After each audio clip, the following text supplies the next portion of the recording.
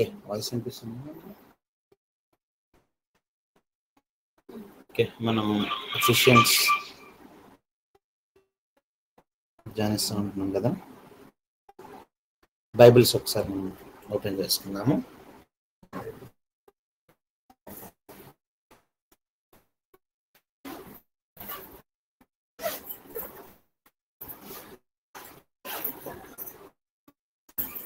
చిన్న ప్రార్థన చేసుకుందాం. ప్రేమ గల తండ్రి, జీవం గల యేసయ్యకి వందనాలు, స్తుతులు, స్తోత్రాలు చెల్లించుకుంటూ తండ్రి. ఎఫిషియన్స్ బైబిల్ స్టడీ ప్రభావం మరి ముందుకు వెళ్తున్నాను, సాయం చేయండి ప్రభావ. చూపించండి, తప్పు ముందు వచ్చారని మీరు కంటిన్యూ చేస్తున్నాం ప్రభావ. మీ జ్ఞానం చేత నడిపించండి. దాసుని అనుకున్న యోగిని ప్రభావ. జ్ఞానం సరిపోదు, అంత జ్ఞానం కూడా లేదు ప్రభావ. పరిశుద్ధాత్మ చేత మీరే ప్రభావ ఈ యొక్క కూడిక నడిపించండి. మాకందరికి నేర్చుకోవడానికి కావాల్సిన ప్రతి అంశాన్ని దయచేయమని ప్రభువైన యేసుక్రీస్తు నామమున స్తుతించి ప్రార్థించి అడిగి పొందుకొంచున్నాం తండ్రి, ఆమేన్.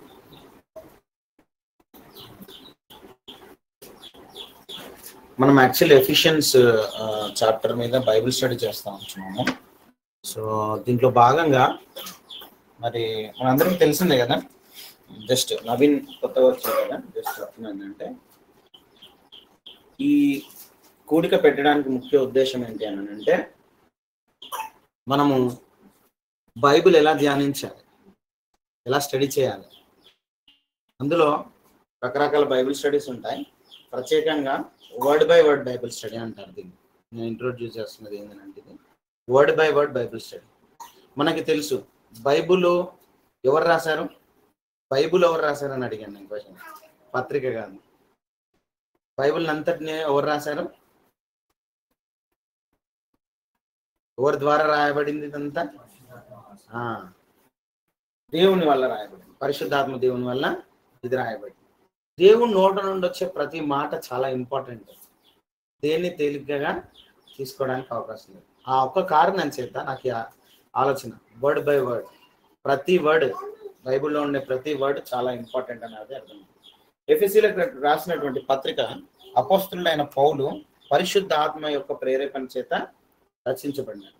ఇందులో మొదటిగా మనం చూసుకున్నాం కదా, దేవుని చిత్తము వలన క్రీస్తు యేసు అపోస్తలుడైన పౌలు ఎఫెసులో ఉన్న పరిశుద్ధులకు క్రీస్తు యేసునందున్న విశ్వాసులైన శుభం అని చెప్పి రాయినది. దీంట్లో మనము దేవుని చిత్తం అంటే ఏంటిది, క్రీస్తు యేసు అపోస్తలుడు అనే అపోస్తలులతో ఎవరిని పిలుస్తారు, పౌలుని ఎందుకు అపోస్తలుడుగా ప్రకటించినారు, ఎందుకు దేవుడు ఎన్నుకున్నాడు, పరిశుద్ధులు క్రీస్తు యేసునందు విశ్వాసులైన వారికి శుభం అని చెప్పి వ్రాయినది. దాని తర్వాత మన తండ్రి అయిన దేవుని నుండి ప్రభు అయిన యేసుక్రీస్తు నుండి, అదేవిధంగా కింద కూడా ప్రభు అయిన యేసుక్రీస్తు తండ్రి యొక్క దేవుడు స్తుతింపబడిన కాక క్రీస్తునందు పరలోక విషయంలో ఆత్మ సంబంధమైనవి అనగా పరిశుద్ధాత్మ సంబంధమైనవి.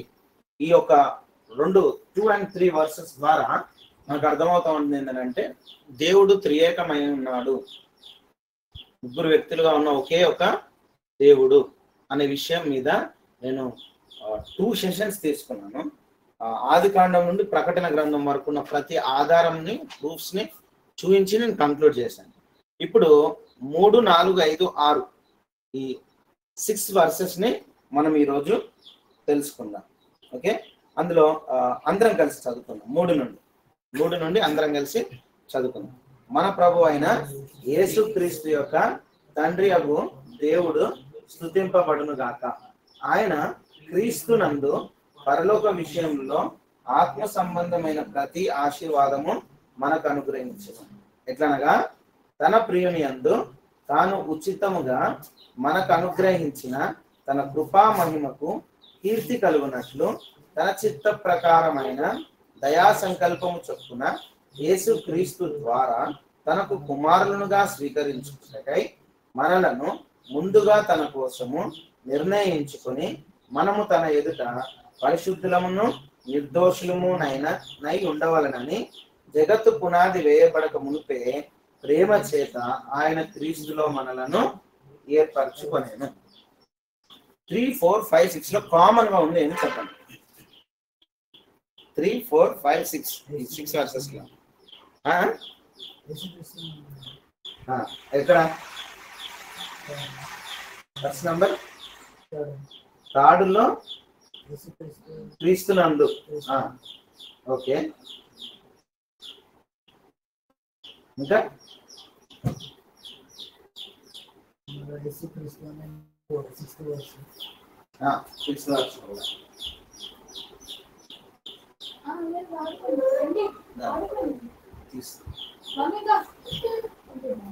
సిక్స్త్ లో కూడా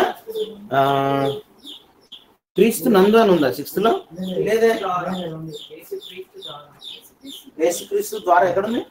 6 అదే 5 దీనికి వస్తుంది. ఓకే ఓకే, 3 అయింది, 5 అయింది. ఇంకా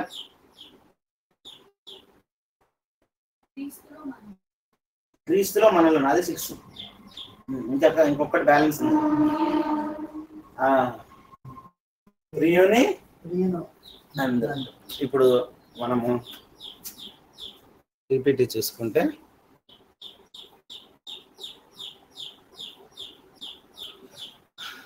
ఇది అంటే బైబిల్ని స్టడీ చేసేటప్పుడు ఇప్పుడు నేను ఎప్పుడు కూడా బైబిల్ ఒక అధ్యాయం కంప్లీట్ చేసేసాను, నేను నెక్స్ట్ అధ్యాయంకి వెళ్ళిపోతే నెక్స్ట్ నేను మొత్తం బైబిల్ కంప్లీట్ చేసిన, ఐఎమ్ వెరీ గుడ్.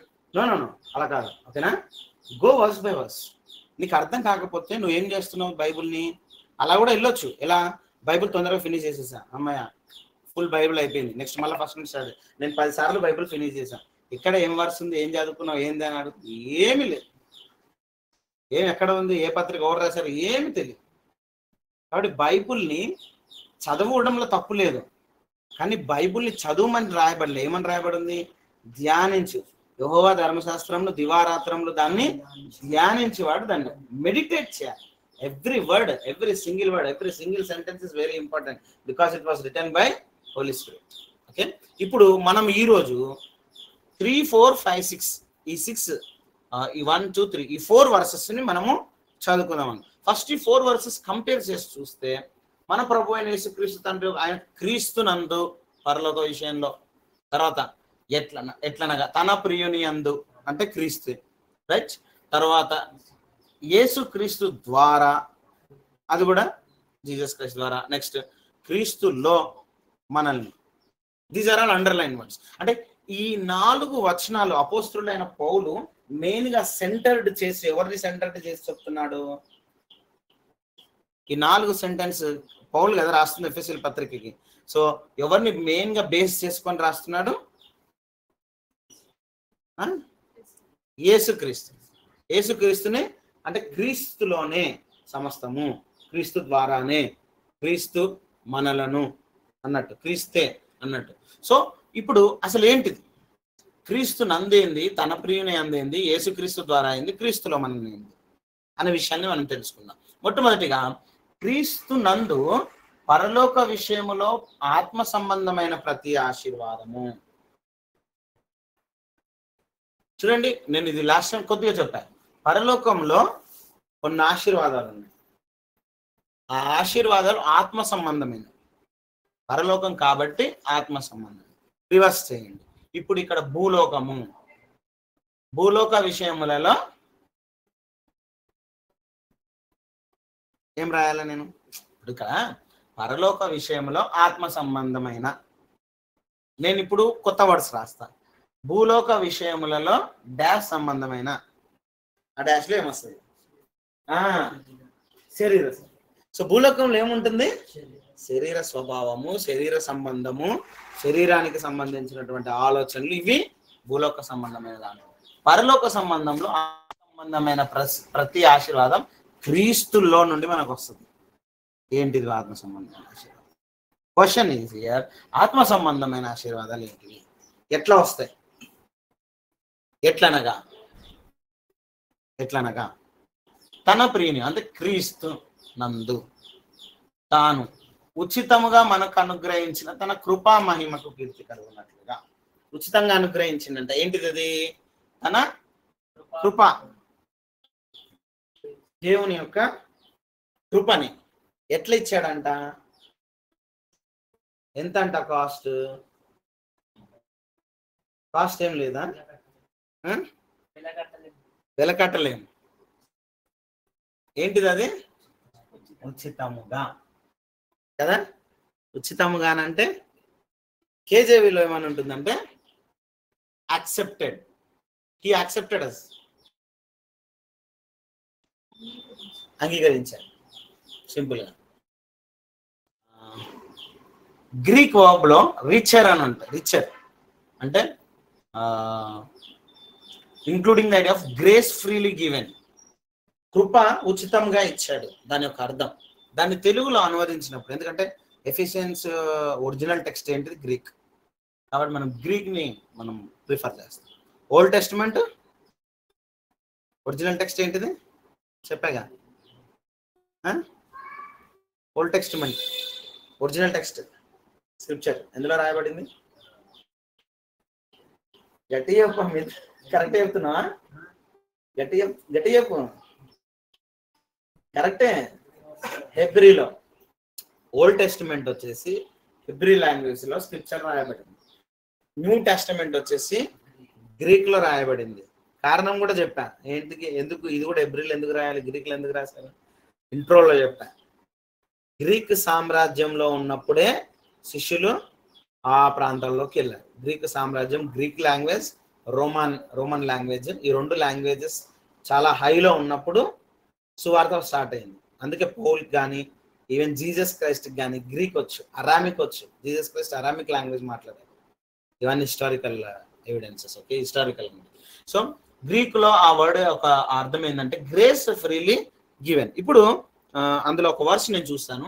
రోమా 3:24 లో ఒక మాట ఉంది ఏంటంటే, కాబట్టి నమ్మువారు ఆయన కృపచేతనే క్రీస్తు యేసునందలి విమోచనము ద్వారా ఉచితముగా నీతిమంతులని తీర్చబడుచున్నారు. జనరల్ గా నీతిమంతులం కావాలి అని అంటే హిందూస్ బ్యాక్గ్రౌండ్ లో కానీ ఇస్లామిక్ బ్యాక్గ్రౌండ్ లో కానీ ఎవరైనా నీతిమంతులు కావాలి అని అంటే వాళ్ళు ఏం చేస్తారు తెలుసా? ప్రయాసపడతారు. నీతిమంతులు కావాలని అంటే పాపం పోవాలి, రైట్? నా పాపం పోవాలి, నేను నీతిమంతుడు కావాలి. దాని కొరకు నేను ఏం చేయాలి? నా టార్గెట్ ఏంటిది? నీతిమంతుడిని కావాలి. దాని కొరకు నేను ఇక్కడ నుండి ప్రయాసపడతాను. నీతిగా బ్రతకడము, మంచి పనులు చేయడము, మంచిగా ఉండడము, ఇవన్నీ చేస్తూ పరిశుద్ధంగా జీవించడం, పవిత్రంగా జీవించడము, దేవుని కొరకు పవిత్రతను కాపాడుకోవడం, ఇవన్నీ చేస్తే ఫైనల్ గా వాళ్ళ గోల్ దగ్గర వస్తామని అనుకుంటారు. ఏంటిది ఆ గోలు? నీతిమంతుడిని తీర్చబడడం అనేటటువంటి గోల్ కి రీచ్ అవుతారు. ఇది. కానీ క్రిస్టియన్ లైఫ్ అలా కాదు. వీళ్ళ అదర్ రిలీజియన్స్ లైఫ్ లో ఎలా ఉంటుందని అంటే they start to reach the goal of righteousness. నీతిమంతులుగా కావడం కొరకు వాళ్ళ గోల్ స్టార్ట్ అవుతుంది. వాళ్ళ ఎండ్ వచ్చేసి రైచియస్నెస్, నీతిమంతులు. మనకి బిగినింగ్ వచ్చేసి righteousness.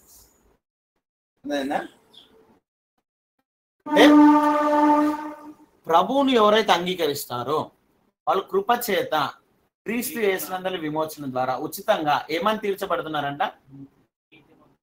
Hour beginning starts from the goal. Okay, other religions goal ఇది ఎండ్.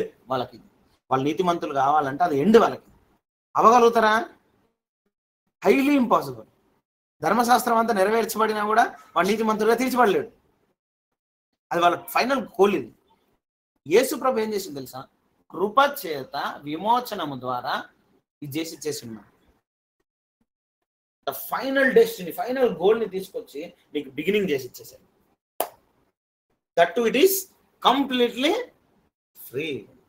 ఫ్రీ ఫ్రీ ఫ్రీ అని అంటే ఏంది? మన దాంట్లో 2 విషయాలు చెప్తాను, బాగా గుర్తుంచుకోండి. లైఫ్ లో చాలా ఇంపార్టెంట్.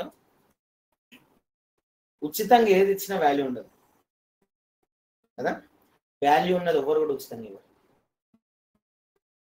చాలా ఇంపార్టెంట్. ఓకే, ఉచితంగా ఇచ్చిన దానికి వాల్యూ ఉండదు. వాల్యూ ఉన్నది ఎవరు ఫ్రీగా ఇవ్వరు. కానీ చాలా విలువైంది దేవుడు ఫ్రీగా ఇచ్చాడు. చాలా విలువైంది. ఒక కామెంటరీ ఏమన్నాడంటే, నాకు వైద్యమే అవసరమైతే, మనుషులకి అనారోగ్యమే సమస్య అయితే దేవుడు వైద్యుని పంపించేవాడు. మనుషులకి ఫినాన్షియల్ ప్రాబ్లమ్సే మెయిన్ ఇంపార్టెంట్ అయితే ఒక ఫినాన్షియల్ మేనేజర్ని పంపించేవాడు.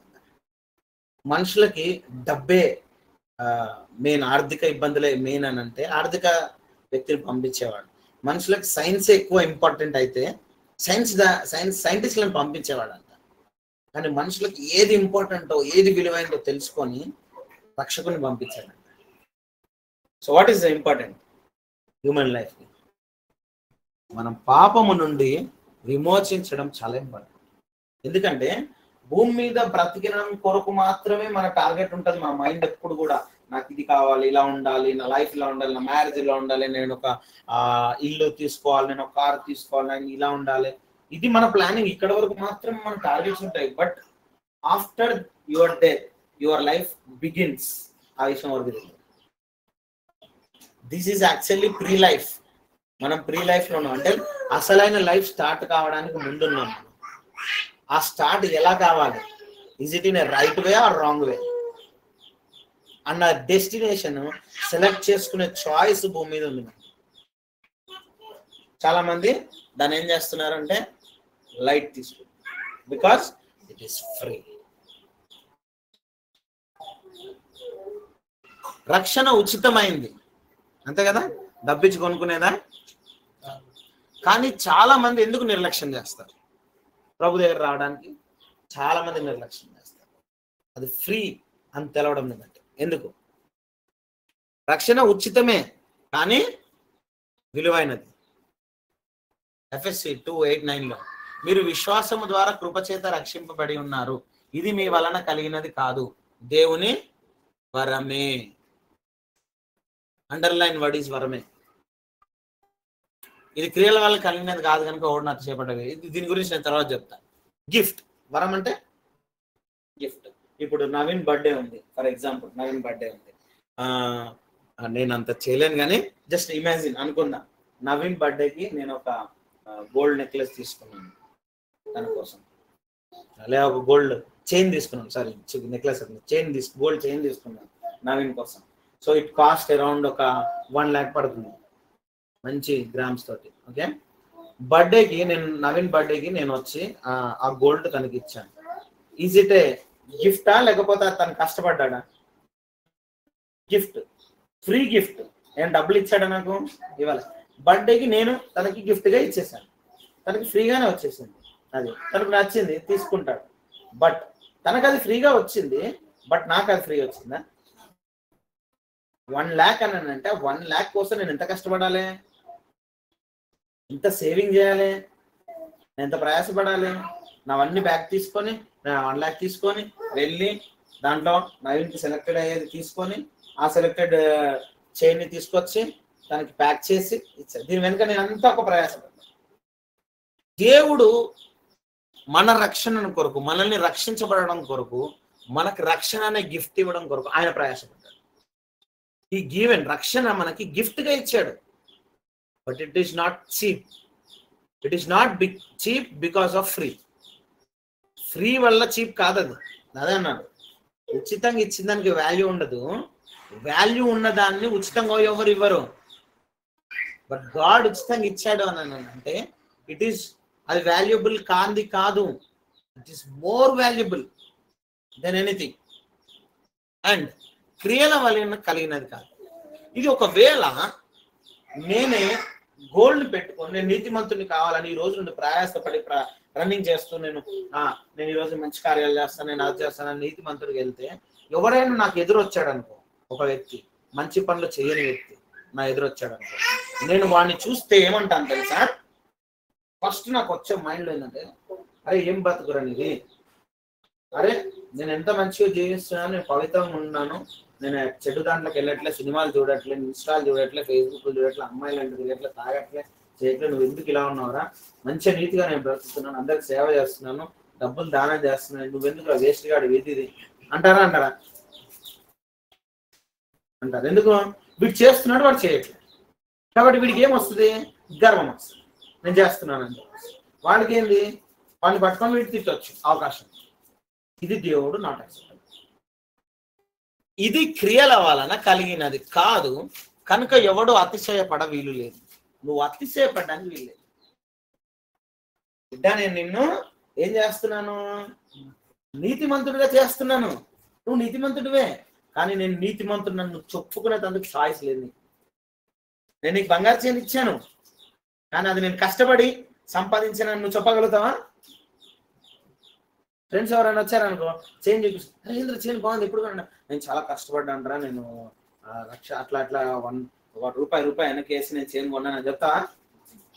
ఇట్స్ బర్త్డే గిఫ్ట్ అని అంటావు. It's birthday gift. అప్పుడు వాడు ఏమనిపిస్తుంది, వీడికి కూడా గిఫ్ట్ ఇచ్చాడు, నీకేం ఉండదు. వీడికి గిఫ్ట్ ఇచ్చాడంటే ఆ వ్యక్తి 1 lakh చైన్ ఇచ్చాడంటే ఆ వ్యక్తి చాలా గ్రేటే అన్నాడా? That's what God wants. నేను ఈ రక్షణని పొందుకొని నీతిమంతుని అయ్యాను అని నీ సాక్ష్యము ఎప్పుడైతే రిఫ్లెక్ట్ అవుతుందో అప్పుడు వాళ్ళు చూసి వాళ్ళు ఉన్నాడు దేవుడు, అది మహిమ. నేను సింపుల్ టర్మ్స్ లో చెప్తున్నా అర్థం కావడానికి. ఇంకా అర్థమైందా? మనల్ని దేవుడు నీతిమంతుడిగా తీర్చబడింది ఆయనకు సాక్షులుగా ఉండడం. ఆ సాక్ష్యం నువ్వు చూపించినప్పుడు దేవుడికి మహిమ. అందుకు నీకు గిఫ్ట్ ఇచ్చాడు. It's not because of your deeds, it's not because of your activities, it's not because of your good things. మనకి ఇది ఉచితం, కానీ ఇది యేసుక్రీస్తు ప్రాణం అనే గొప్ప మూల్యం చెల్లించిన.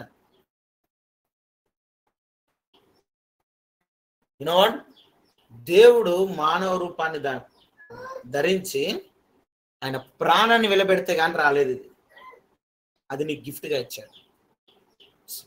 Gift and it is free but it's very costly. ఇది తిరిగి తీసుకురాగలుగుతామా? దాన్ని మన కొరకు ఎవరైనా చనిపోవడానికి రెడీ ఉన్నారా? నీ ఫ్రెండ్ కోసం నువ్వు చనిపోతావా? కానీ నేను చనిపోయాడు తెలుసా? Happy friendship day. Today is friendship day. Is the real friend, is the true friend. తన స్నేహితుడి కొరకు ప్రాణం పెట్టేవాడు ఎవడైనా ఉన్నాడు అని బైబిల్ అంటది. ఈ స్నేహితుడు పరిచయం చేస్తుంది. ఆయన తన ప్రాణం పెట్టడానికి కూడా వెనకడిగాడు. నిన్ను రక్షించడానికి, నీ గిఫ్ట్ ఇవ్వడానికి he died. He died for you. ఉచితంగా దొరికిందని కొంతమంది తక్కువగా భావిస్తారు, కానీ ఇది దేవుని అత్యంత విలువైన కానుక. అందుకే నేను చెప్పాను కదా, మనుషులకి ఆర్థిక ఇబ్బందులు అయితే అదే తీసుకొచ్చి ఇచ్చేవాడు, ఆరోగ్యమే ఇంపార్టెంట్ అదే తీసుకొచ్చేవాడు. కానీ దేవుని జ్ఞానం చాలా విలువైంది. ఏది ఇంపార్టెంటో తెలుసు ఆయనకి.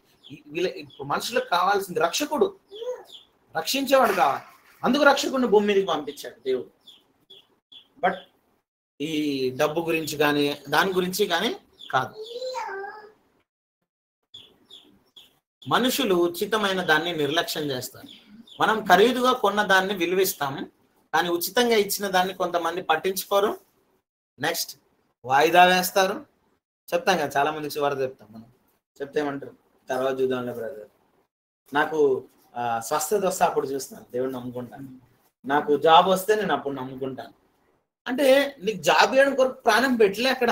That is not the purpose to believe in Jesus Christ. Job కోసం దేవుని నమ్ముకోకు, స్వస్థత కొరకు దేవుని నమ్ముకోకు. He brought a gift for you. దాన్ని ఎందుకు వదులుకుంటున్నావు? రక్షణ అనే విలువైన దాన్ని ఎందుకు వదులుకుంటున్నావు? There is a life after your death.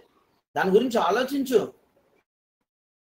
వాయిదా వేస్తారు, తేలిగ్గా తీసుకుంటారు. లైట్ ఇంకా ఇలా పొద్దున కూడా మెసేజ్ చెప్తున్నాను చర్చ్లో, ఇదేమాట మా ఫ్రెండ్స్కి ఆధ్యాత్మిక విషయంలో చెప్తుంటాను. నేను అంటే ఒకప్పుడు హిందూ ప్రీస్ట్గా ఉన్నాను కదా, నేను అక్కడ నుండి ఇందులోకి వచ్చాను. నా సాక్ష్యం చెప్పుకుంటూ హిందువులో ఉన్న వేదాస్ వాటిని కూడా కోట్ చేస్తాను. నేను వాళ్ళకి చెప్తా ఉంటుంటే వాళ్ళు ఏమని ఫీల్ అవుతారంటే మా ఫ్రెండ్స్, అరే నువ్వు ఒక సాఫ్ట్వేర్ ఇంజనీర్ అయ్యి ఉండి ఏంద్ర ముసలిలాగా ఇవన్నీ మాటలు మాట్లాడుతున్నావు, ఏంద్ర ముసలిలాగా, ఇప్పుడు ఆధ్యాత్మికత ఏంద్రా? ఎంజాయ్ ద లైఫ్ ఎంజాయ్ చేయాలి. అమ్మాయిలు, పబ్బులు ఈజీ. అరే మేము ఫ్రైడే అయిపోతే పబ్కి వెళ్తాం రమ్మంటే నువ్వు రావు. నాకు ప్రేయర్ ఉందంటావు, Friday fasting prayer, Saturday Sunday totally busy, మళ్ళీ మండే నుండి ఫ్రైడే వరకు ఆఫీస్. వాళ్ళు స్ట్రెస్ అయిపోతారు, వాళ్ళు స్ట్రెస్ అయిపోయి ఎంజాయ్మెంట్కి వెళ్ళిపోతారు. ఇది కదరా యూత్ రా. ఇప్పుడు కాకపోతే ఇంకెప్పుడు ఎంజాయ్ చేస్తారా? దేవుడు అంటాడు, నేను యుద్ధం చేస్తాను సాతానుతో.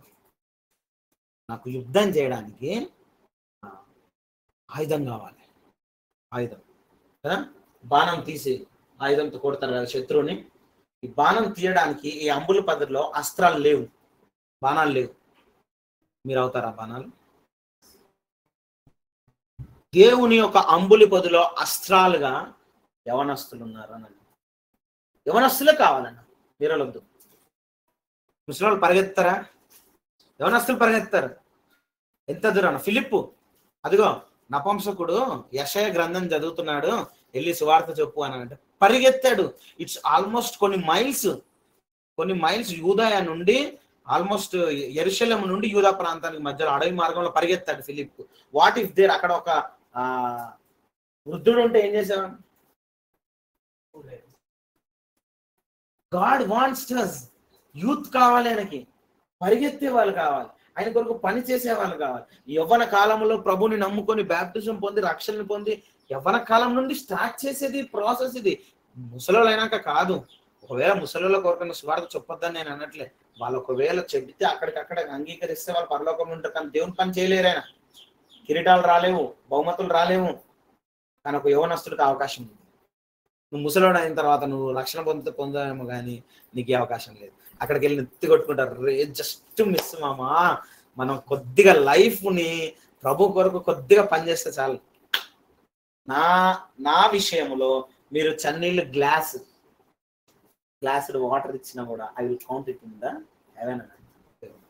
ప్రతి వానికి వాని జీతము తగినట్టుగా నేను వానికి జీతం ఇస్తాను, పనికి తగినట్టు జీతం ఇస్తాను. You won't leave it all. ప్రతి దానికి ప్రతిఫలం ఉంది. మీరు ఈరోజు కిచెన్లో వర్క్ చేసి వచ్చారు, దానికి ఖచ్చితంగా దేవుడు ప్రతిఫలం ఇస్తాడు. ఏమన్నా లేదు, అక్కడ దేవుడు రుణం ఉంచుకునేవాడు కాదు. ఫ్రీగా గిఫ్ట్ ఇస్తున్నప్పుడు నువ్వు పని చేస్తే నీకు జీతం ఇవ్వడా? కాబట్టి యవ్వనస్తులు ఆశీర్వాదాన్ని పోగొట్టుకోవడానికి కారణం ఏంటంటే దేవుని పరిచర్యలో ఉండకపోవడం. ఫిబ్రవరిలో చెప్తా ఉంది, ఇంత గొప్ప రక్షణను మనం నిర్లక్ష్యం చేసినడలా ఎలాగ తప్పించుకుందాము? అట్టి రక్షణ ప్రభు బోధించుట చేత ఆరంభమై దీన్ని నిర్లక్ష్యం చేసుకునేది కాదు. నిరాకరించకపోయినా సరే నిర్లక్ష్యం చేయడమే ప్రమాదకరము. చాలా మంది నిర్లక్ష్యం చేసే కారణాలు చెప్తారు. చూడండి, నిర్లక్ష్యం చేయడానికి కారణం ఏంటిది? ఇంత తేలిగ్గా ఎలా రక్షణ లభిస్తుంది? అరే యేసు ప్రభువుని నమ్మితే రక్షణ వచ్చేసిందా? అట్లా ఎట్లా వస్తుంది? నమ్మంగానే వచ్చేస్తుందా? క్వశ్చన్ ఆన్సర్ బైబిల్ ఆధారిత సత్యం. రోమా 10:9 విశ్వాసముతో నోటితో ఒప్పుకోవాలి. తేలిగ్గానే. ఎట్లా? ఇంత తేలిక ఎట్లా వస్తుంది? ఇది నువ్వు పెట్టుబడి పెట్టాలి. Business start చేయాలనుకుంటున్నావా? 1,00,000 రూపాయలు ఇవ్వు, అది పెట్టుబడి పెట్టు, అప్పుడు బిజినెస్ వస్తుంది. యేసు ప్రభు రక్షణ కావాలన్నా తేలికనే, కానీ ఇది ఇంపార్టెంట్. ఇది లేకపోతే ఎవరు ప్రభు దగ్గర రాలేదు. బిలీవింగ్ ఇన్ క్రైస్ట్, విశ్వాసం, తర్వాత నోటితో ఒప్పుకోవడం. నోటితో ఒప్పుకోవడం అని అంటే ప్రభువుని అంగీకరించడము, ఎదుటి వారికి సాక్ష్యంగా నోటితో చెప్పడం. సో తేలికగా ఎట్లొస్తుంది అన్న ప్రశ్నకి రోమా 10:9 is your answer. Second question ఇంకొంచెం తర్వాత చూస్తా, ఇప్పుడు కాదులే, కొద్ది తర్వాత చూస్తా. 2 Corinthians 6:2 ఈజ్ యువర్ ఆన్సర్. నేడే రక్షణ దినం, ఇప్పుడే రక్షణ దినం. నువ్వు తర్వాత జోడిస్తా అనడానికి వీళ్ళే. నాకెందుకు రక్షణ కావాలి? నాకెందుకు రక్షణ అవసరమా నాకు? రోమా 3:23 సేయింగ్ నీతిమంతుడు ఒక్కడు కూడా, ప్రతి ఒక్కడు పాపి. నువ్వేం పెద్ద స్పెషల్ కాదు, నీకు రక్షణ నాకు వద్దులే, ఓన్లీ ఫర్ పాపుల కోసమే, sinners. I'm not that purpose. నేను సిన్నర్ కాదు అని నువ్వు అనుకోవడానికి వీళ్ళు లేదు. Because every one are sinners. రోమా 3:23 కోట్ చేస్తుంది. నేను మంచి పనులు చేస్తాను చాలు, నేను మంచి పనులు చేస్తున్నాను కదా, నేను పరలోకానికి వెళ్ళిపోతాను. తీతు 3:5లో ఉంది, కర్మ వలన కాక మీ నీతి క్రియల్ని బట్టి కాదు, మీరు చేసే క్రియల్ని బట్టి కానే కాదు. సో ఈ ప్రతి క్వశ్చన్కి Bible through answers.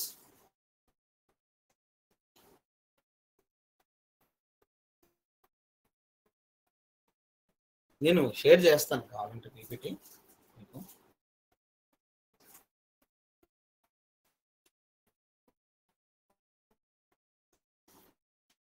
Let's go to the slide.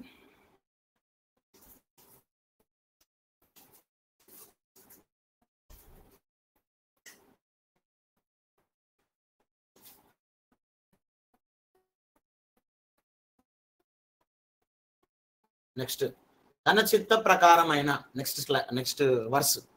తన చిత్త ప్రకారమైన దయా సంకల్పం చొప్పున యేసుక్రీస్తు ద్వారా తనకు కుమారులుగా స్వీకరించటకై మనల్ని ముందుగా తన కోసము నిర్ణయించుకొని. ఇక్కడ కొన్ని థియాలజీ పాయింట్స్ నేను కోట్ చేయాలనుకుంటున్నాను. ఓకే, ఇందులో కొన్ని వర్సెస్ ఉన్నాయి, చూద్దాం ఒక్కొక్కటి. ఓకే, ఎలక్షన్ ఏమనుంది? మనలను ముందుగా తన కోసము నిర్ణయించుకొని. Is elected you, is chosen you, is elected. దేవుడు ముందుగానే మనలను ఎన్నుకున్నాడు వర్స్ ద్వారా. నెక్స్ట్ అడాప్షన్, కుమారులుగా స్వీకరించటకే దీన్ని అడాప్ట్ చేసుకున్నాడు ఆయన. Okay, next Christ centred salvation, క్రీస్తు ద్వారా, యేసు క్రీస్తు ద్వారా అనే వర్స్. అంటే క్రైస్ట్ సెంటర్డ్ ద్వారానే నీకు రక్షణ అనేది ఇస్తున్నాడు, వేరెవరి వల్ల రాదు. గ్రేస్ డ్రైవ్ అండ్ విల్, ఇది దేవుని సంతోషమైన కృపతో కూడిన సంకల్పం, చిత్త ప్రకారం. దేవుని తన చిత్తం అంటే దేవుని చిత్తం, ఇట్స్ గాడ్స్ విల్. ఎలా ఉంది? ఆయన ఒక సంకల్పం తీసుకున్నాడు, అంటే ఒక నిర్ణయం, ఒక సంకల్పం తీసుకున్నాడు. ఆ సంకల్పంలో ఏముంది తెలుసా? దయ ఉంది. చాలా డిఫరెంట్ ఉంటుంది ఈ వర్డ్స్. నేను ఒక పని పూనుకున్నాను, నేను ఒక విషయంలో ఎట్లయినా చేసి తీరుతాను. అయితే ఆ చేయడానికి కారణం ఏంటంటే దయ, జాలి చూపిస్తుంది. ఒక జాలితో ఒక నిర్ణయం తీసుకున్నాడంట. దాని కొరకు యేసుక్రీస్తు ద్వారా మనల్ని కుమారులుగా స్వీకరించుకుంటున్నాడు, ఆయన మనల్ని ఎన్నుకున్నాడు. సో ఈ వర్స్ కొన్ని మనం చూసుకున్నట్లయితే, అడాప్షన్, మేము దేవుని సంతానమైనాం, యోహాన్ 1:12 ఉన్నాం. కుమారులు కావడం అనేది ఒక గొప్ప అనుగ్రహం.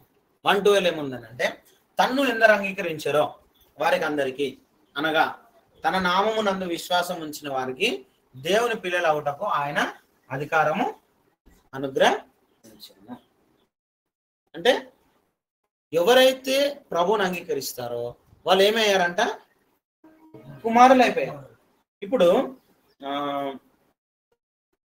నేను ఒక ఫ్యామిలీ చూశాను, ఒక వైఫ్ అండ్ హస్బెండ్కి ఒక బాబు పుట్టాను. అనుకోకుండా ఒక డిసీజ్ వచ్చి అబ్బాయి చనిపోయాడు. ఇంకో పాప పుట్టింది, తనకి ఒక డిసీజ్ వచ్చి చనిపోయింది. ఇంకా తర్వాత ఇంకా పిల్లలు పుట్టారు అని అంటారు. పిల్లలు అంటే వీళ్ళకి చాలా ఇష్టం. సో వీళ్ళు ఏం చేశారు? ఒక చిన్న పిల్లని అడాప్ట్ చేసుకుందామని చెప్పి వెళ్ళారు. ఇక్కడికి అనాథాశ్రమం వెళ్ళి అక్కడికి వెళ్ళి అడాప్ట్ చేసుకున్నారు. ఇప్పుడు ఈ అడాప్ట్ చేసుకున్నారు, తీసుకున్నారు, స్కూల్కి పంపిస్తున్నారు, చదివిపిస్తున్నారు. వీళ్ళు ఎలా చూసుకుంటారు? ఇప్పుడు వీళ్ళు, వాడికి ఏ డిసీజ్ లేదు, మంచిగా ఉన్నాడు, వాళ్ళు ఎలా చూసుకుంటున్నారు? వచ్చి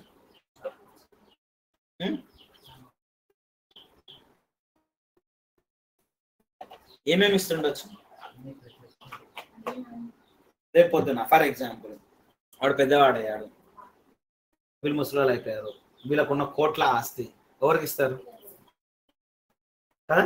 అంటే అడాప్ట్ చేసుకున్నారు, కానీ సొంత కుమారునితో ఈక్వల్ చేసేసారు. That is called the word adoption.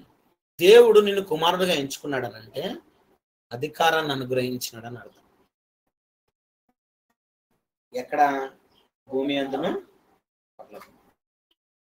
మనము ఈ వర్సెస్ ని ధ్యానించకపోతే మన లోపల నాకు అధికారం ఉందన్న విశ్వాసం రాదు. నీ లోపల నాకు అధికారం ఉందన్న విశ్వాసం లేనప్పుడు నువ్వు బానిసలానే ఉంటావు. ప్రభు నమ్ముకున్నాను, కానీ నాకు ఆ విశ్వాసం లేదు కాబట్టి నేను ఆ మిరాకిల్స్ చూడను. నేను మిరాకిల్స్ నా జీవితంలో జరగాలి, మిరాకిల్స్ నా ద్వారా చేయగలగాలి అని నేను అనుకుంటే ఫస్ట్ ఆఫ్ ఆల్ నాకున్న ఆధిక్యత ఏంది, నా పొజిషన్ ఏందో నాకు తెలియాలి. తెలియకపోతే చేయలేదు. అంటే నా పొజిషన్ ఏందో నాకు తెలిస్తే నేను ఏదైనా చేయగలుగుతాను. నా పొజిషన్ ఏందో నాకు తెలియాలంటే you should have to first meditate the word of God. కుమారుడు అని అంటే మామూలు విషయం కాదు. దేవుడు నేను దేవుని కుమారుడిని అని అంటే it is equal to the God. ఆ ఆధిక్యత మనకిచ్చాడు దేవుడు, మామూలు విషయం కాదు అసలు. ఆయన ఆ భూమి మీద ఉన్న ప్రతి ఒక్కరిని తన కుమారులుగా ఎంచడం అని అంటే it's not a simple thing. సంతానం సంపాదించేది కాదు, అనుగ్రహంగా లభించింది మనకి. అనేక మంది దేవునికి కావాలంటే నేను మంచి పనులు చేయాలని అనుకుంటారు, కానీ దేవుడు మంచి పనుల చేత మనల్ని కుమారులుగా చేయలేదు. ఆయన మనల్ని ప్రేమతో స్వీకరించాడు, యేసుక్రీస్తు ద్వారా ఆయన స్వీకరించాడు. ఇది నేను ఇందాక చెప్పిన ఎగ్జాంపుల్. దేవుడు నిన్ను ప్రేమించి నిన్ను తన కుమారునిగా స్వీకరించాడు. ఇది నీ విశ్వాసానికి ఇచ్చిన బహుమతి, నీ శ్రమకి కాదు. ఏదో కష్టపడ్డావని చెప్పి ఆయన బహుమానంగా నీకు ఇవ్వలే కుమారుడుగా అని చెప్పి. నువ్వేమిచ్చావంట దేవుడికి? చాలా చాలా చాలా ఇంపార్టెంట్. నిరీక్షింపబడు వాటి యొక్క నిజ స్వరూపం అక్కడ లేదు, కానీ ఉందని నమ్ముతున్నాను. That is called faith.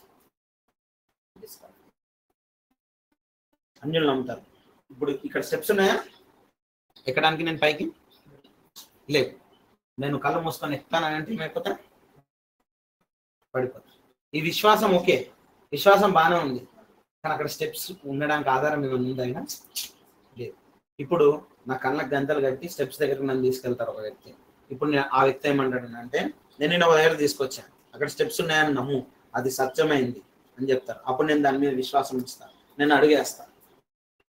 ఆధారం ఉందా? ఎందుకంటే ఆ వ్యక్తి తీసుకొచ్చి స్టెప్స్ దగ్గర నిలబెట్టాడు. ఆధారం ఉంది కాబట్టి నేను చూసినా చూడకపోయినా ఆధారాన్ని బట్టి ఎక్కగలుగుతాను. ఎవ్వరును ఇప్పటి వరకు పరలోకం ఉందని ఎవరు చూడలే. తండ్రి దేవుడు ఎలా ఉంటాడో కూడా ఎవరికి తెలియదు. ఆయన యుద్ధ నుండి వచ్చిన యేసుక్రీస్తు అని దేవునిలో ఉన్న ఒకే ఒక వ్యక్తి, ఆయన వచ్చి భూమి మీద చెప్తున్నాడు. మీరు ఎక్కడికి వెళ్తారో నాకు తెలుసు, వచ్చిన తర్వాత అది ఎలా ఉంటుందో నాకు తెలుసు. అది ఆధారం ఉంది అని నేను చెప్తున్నాను. మీరు జస్ట్ బిలీవ్ చేయండి, బిలీవ్ చేసి అడిగేయండి, పక్క ఆధారం ఉందని మీకు తర్వాత తెలుస్తుంది అంటే. అదేనా? సో మనం ఇన్నాళ్ళు తెలియదు, దాని దగ్గరికి వెళ్ళాలి, తెలియదు, ఆధారం లేదు, గుడ్డిగా వెళ్ళి పడిపోతా ఉన్నాం. ఇప్పుడు ఏముంది? స్టెప్స్ ఉన్నాయి, ఆధారం ఉంది. I am the way, way open అయిపోయింది. నేనే వే, నేనే మార్గమును, నేనే సత్యము, నేను జీవమును అన్న విషయాన్ని ఓపెన్ గా చెప్పేశారు. ఆధారం ఉన్నప్పుడు, క్రీస్తు అనే ఆధారం ఉన్నప్పుడు, ఆ క్రీస్తు అనే ఆధారం మీద నేను ఏం పెడుతున్నాను? నా విశ్వాసాన్ని పెడుతున్నాను. నీ విశ్వాసానికి ఆయన ఏమి ఇస్తున్నాడు? బహుమానం ఇస్తున్నాడు. అదే ఆయన కుమారుడిగా నేను స్వీకరించుకున్నాను. నువ్వేదో కష్టపడినందుకు కాదు. సో ఒకసారి ఒక మాట చూసుకుందాం. రోమీలకు రాసినటువంటి పత్రిక 8వ అధ్యాయం 14వ వచనం. రోమా 8.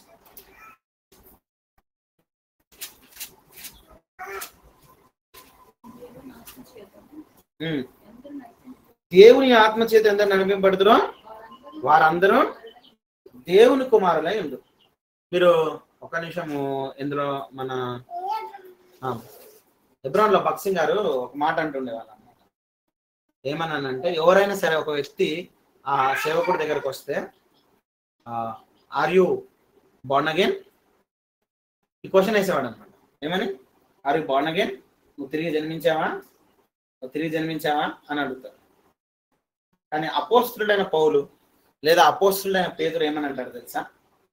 వాళ్ళని పరిశుద్ధాత్మ పొందుకున్నాను, పరిశుద్ధాత్మ పొందుకున్నాను. ఎందుకంటే బోర్న్ అగైన్ లేకుండా పరిశుద్ధాత్మ రాడు. Simple logic. బోర్న్ అగైన్ చాలా ఇంపార్టెంట్, కానీ పరిశుద్ధాత్ముడు వచ్చిందంటే బోర్న్ అగైన్ జరిగిందని అర్థం. ఆ వ్యక్తిలో పశ్చాత్తాపం, మారు మనసు జరిగింది కాబట్టి పరిశుద్ధాత్ముడు వచ్చాడని అంటే, అది పరిశుద్ధాత్ముడు వస్తేనే అది జరుగుద్ది, లేకపోతే జరగదు. ఆయన వచ్చి మీ పాపముల గురించి మిమ్మల్ని ఒప్పింపజేస్తారు. సో ఇక్కడ ఆత్మ చేత ఎందరూ నడిపింపబడతారు? పరిశుద్ధాత్మ చేత 8:14 ఉంది. ఎవరు నడిపేవారు? దేవుని కుమారులను అడుగుతారు. ఏలైనగా మరల భయపడటకు దాస్యపాత్మను పొందలేదు, కానీ దత్తపుత్రాత్మను అంటే స్వీకృత పుత్రుడు అని చెప్పుకుంటారు కింద ఫుట్ నోట్లో. అంటే దేవుడు నిన్ను అడాప్ట్ చేసుకున్నాడు. ఆ ఆత్మ కలిగిన వారే మనము ఏమని అంటామంట? అబ్బా తండ్రి అని మొరపెట్టుచున్నాం. Then we are calling him as a father. God is my father. So I'm the child of God. మనము దేవుని పిల్లలమై ఆత్మ తానే మన ఆత్మతో కూడా సాక్ష్యం ఇచ్చుచున్నాడు. మనం పిల్లలమైతే వారసులము కదా. ఎవరివైతే నిన్ను దత్తత తీసుకున్నారో ఆ తల్లిదండ్రుల ఆస్తులు వారసులకు వస్తుంది, దేవుని ఆస్తి మనకు వస్తుంది. అనగా దేవుని వారసులం. చూసావా? దేవుని వారసులం. క్రీస్తుతో కూడా మహిమ పొందుటకు ఆయనతో శ్రమ పడిన ఎడల క్రీస్తు తోడి వారసులము. అందుకే అక్కడ ఏమని రాసింది? నెక్స్ట్ 18లో ఉంటది. ఏం తెలుసా? మన ఎడల ప్రత్యక్షము కాబో మహిమ ఎదుట ఇప్పటి కాలపు శ్రమలు ఎన్న తగినవి కావని ఎంచుచున్నాము. దేవుని కుమారుల ప్రత్యక్షత కొరకు సృష్టి మిగులు ఆశతో తేరి చూచుచు కనిపెట్టుచున్నది. ఎలానగా సృష్టి నాశనమునకు లోనై దాస్యంలో నుండి విడిపింపబడి దేవుని పిల్లలు పొందబో మహిమగల స్వాతంత్ర్యము పొందుదును అని నిరీక్షణ గలదై స్వేచ్ఛగా కాక దాన్ని లోపరిచిన వాని మూలంగా వ్యర్థపరచబడింది. సృష్టి యావత్ ఇది వరకు ఏకగ్రీవంగా ములుగుచు ప్రసవ వేదన పడుచున్నదని ఎదుగుదు. ఆత్మ యొక్క ప్రథమ ఫలమును నొందిన మనము కూడా దత్తపుత్రత్వము కొరకు అనగా మన దేహము యొక్క విమోచనమును కొరకు కనిపెట్టుచు మనలో మనము ములుగుచున్నాము. ఏలైనగా మనం నిరీక్షణ కలిగిన వారమై రక్షింపబడితిమి. నిరీక్షింపబడినది కనబడినప్పుడు నిరీక్షణతో పని ఉండదు. వన్ డే రాబోతుంది, మీరు దేని కొరకైతే నిరీక్షించినారో రక్షించబడ్డారో అది వచ్చినప్పుడు అంట ఏమవుద్దంట, నువ్వు ఆ నిరీక్షణకి ఇంకా అవసరం లేదు, అది నీ ముందు కనిపిస్తుందంట. తాను చూస్తున్న దాని కొరకు ఒకటి నిరీక్షించును, మనం చూడని దాని కొరకు నిరీక్షించిన ఓపికతో దాని కొరకు కనిపెట్టుకోవడం. కాబట్టి ఆత్మ మనల్ని ఇందులోనికి నడిపిస్తుంది. పరిశుద్ధ ఆత్మ ద్వారా మనం దాన్ని చూస్తూ ఉంటున్నాం. Next verse, I think this the final verse అనుకుంటా. రైట్. మనము తన ఎదుట పరిశుద్ధులమును నిర్దోషులమై ఉండవలనని జగతి పునాది వేయబడక మునుపే ప్రేమ చేత ఆయన క్రీస్తులో మనల్ని ఏర్పరచుకుని. ఇక్కడ కూడా ఎలక్షన్ ఉంది, ఆల్రెడీ అక్కడ చెప్పాను కాబట్టి నేను అది స్కిప్ చేస్తున్నాను. ఇందులో కొన్ని విషయాలు మనం చూసుకున్నాం. పరిశుద్ధులము, టు బి హోలీ. పరిశుద్ధుడు అంటే పాపం నుండి వేరుపడిన వాడు. ఓకే, ఇది బైబిల్లో చెప్పే ప్రధాన పిలుపు. పరిశుద్ధులుగా ఉండుడి. ఎందుకు మనం పరిశుద్ధంగా ఉండాలి? ఎందుకు ఉండాలి? 1 Peter 1:16 చూడండి. 1 Peter 1:16.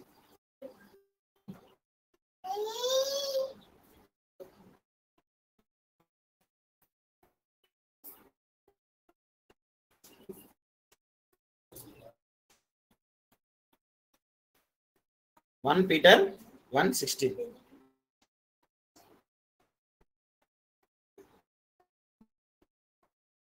మీరు పరిశుద్ధులై ఉండునని రాయబడి ఉన్నది. మీరు విధేయులకు పిల్లలే. మీ పూర్వపు అజ్ఞాన దిశలో మీకున్న ఎడల ఆశల నుండి అనుసరించి ప్రవర్తింపక మిమ్మల్ని పిలిచిన వాడు పరిశుద్ధులై ఉన్నాడు కనుక ప్రకారము మీరు సమస్త ప్రవర్తన యందు పరిశుద్ధులై ఉండుడి. ఎందుకు ఉండాలి పరిశుద్ధుగా? ఇప్పుడు అది చదివి చెప్పండి. పరిశుద్ధుడు కాబట్టి అదే ఆన్సర్, అట్లా చదవాలి. సో నేను ఎందుకు పరిశుద్ధంగా ఉండాలి? ఇప్పుడు నేను యేసు ప్రభువు మీద విశ్వాసం ఉంచిన, రక్షణ పొందాను.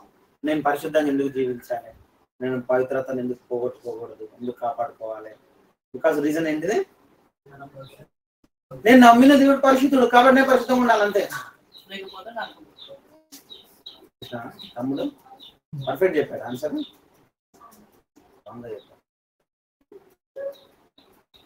Wrong sentence.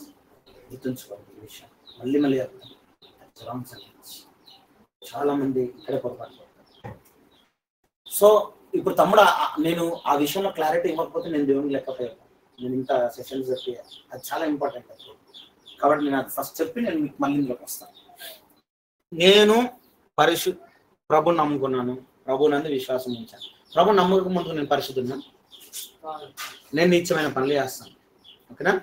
తాగుతాను, తింటాను, అమ్మాయిలంటే తిరుగుతాను, పాన్ చూస్తాను, చాటింగ్ చేస్తాను, పబ్కి వెళ్తాను, ఇవన్నీ చేస్తున్నాను, ఓకేనా? పరిశుద్ధంగా ఉన్నట్ట? ఇది కాదు. కానీ వీటి విషయంలో నాకు ఏమైపోయింది తెలుసా? దేవుని ప్రేమ నాకు కనిపించినప్పుడు నేను మారు మనసు పొంది ప్రభు దగ్గరకు వచ్చి ఏడ్చి పశ్చాత్తాపడి నేను ప్రార్థన చేసుకొని ప్రభుని సొంత రక్షకుడిగా అంగీకరించాను. కొన్నాళ్ళు బాగా జీవించాను. ఓకే, జీవించిన తర్వాత నాకు బ్యాప్టిజం ఇచ్చారు. నేను బ్యాప్టిజం తీసేసుకున్నాను. పరిశుద్ధాత్మ అనుభవం నాకు వచ్చింది. బైబిల్ బాగా చదువుతున్నాను. కొన్నాళ్ళు నేను హ్యాపీగా అందరితో సహవాసంలో ఉంటున్నాను, బల్ల తీసుకుంటున్నాను. Everything is very good, fine, అంత బాగానే ఉంది. బట్ వన్ ఫైన్ డే నేను ఒక రోజు టెంప్ట్ అయిపోయాను. ఒక తప్పు పని చేసేసాను. చూడకూడదు చూస్తాను, లేదా చేయకూడదు చేసేసాను. ఇప్పుడు నేను ఎక్కడికి వెళ్తాను? మనం పశ్చాత్తాపం పొందుట ఆయన కృప ద్వారా మనకి దేవుడు. నేను తప్పు చేశాను, సడన్ గా రోడ్డు మీద యాక్సిడెంట్ అయి చనిపోయాను. ఎక్కడికి వెళ్తాం? మీరు ఆన్సర్ చెప్పే ముందు 1-10 సార్లు ఆలోచించుకొని చెప్పండి. మళ్ళీ సార్ ఇది చాలా ఇంపార్టెంట్. ఇట్లా ఎగ్జాంపుల్ తోటి ఎవరు చెప్పరు, బోల్డ్గా చెప్పేస్తున్నాను నేను. బైబుల్ మొత్తం దాంట్లో ఉన్న సారాంశం బోల్డ్గా చెప్తాను. నేను ప్రభుని నమ్ముకొని విశ్వాసం చేత రక్షించబడ్డాను. విశ్వాసం చేత, కృప చేత నేను రక్షించబడ్డాను. నేనేం క్రియలు చేయలే. ఓకే, కొన్నాళ్ళు బాగానే ఉన్నా, సడన్ గా కొన్నాళ్ళు తప్పిపోయా, పరిశుద్ధత కోల్పోయా, తప్పిపోయా, యాక్సిడెంట్ అయింది, చనిపోయా. ఎక్కడ ఉన్నా?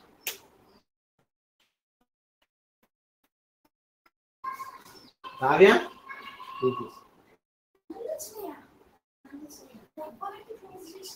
అది కూడా సెషన్ ఏంటి?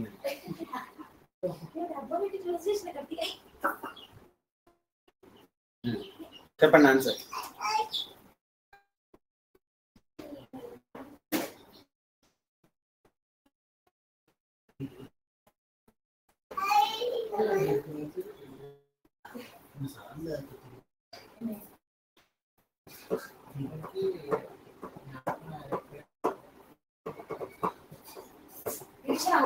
సరే, ఇంకా సింప్లిఫై చేస్తా. నవీన్ బర్త్డే 1 lakh పెట్టి నేను కష్టపడ్డా, ఇచ్చా. ఏమిచ్చా? చేయని ఇచ్చేసా. నేను నవీన్తో అన్నా, నేను నీకు ఇంత కష్టపడి చేయని ఇచ్చాను కదా, ఈ బర్త్డే నుండి నువ్వు మంచిగా ఉండవు, చెడ్డ పనులు చేయక, ఏం చేయకనా, నీకు మాట ఇస్తాను అన్న, ఇప్పటి నుండి నేను ఉంటాను, నాకు ఇచ్చావు కాబట్టి ఈ చేయని ఎప్పటికీ నా దగ్గర ఉంటానని పెట్టుకున్నాను. నేను లేనప్పుడు తప్పు చేశాడు, ఆ విషయం నాకు కూడా తెలిసింది. తన మెల్లో ఆ చేయని అలానే ఉంది, తను చనిపోయాడు. జస్ట్ ఇమాజిన్ ఊరికే.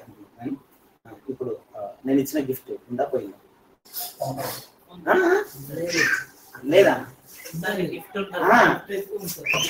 కరెక్ట్ చెప్పండి, నేను కన్ఫ్యూజ్ చేస్తాను మిమ్మల్ని. ఉండదు, నువ్వు ఉంటది, ఉంటది.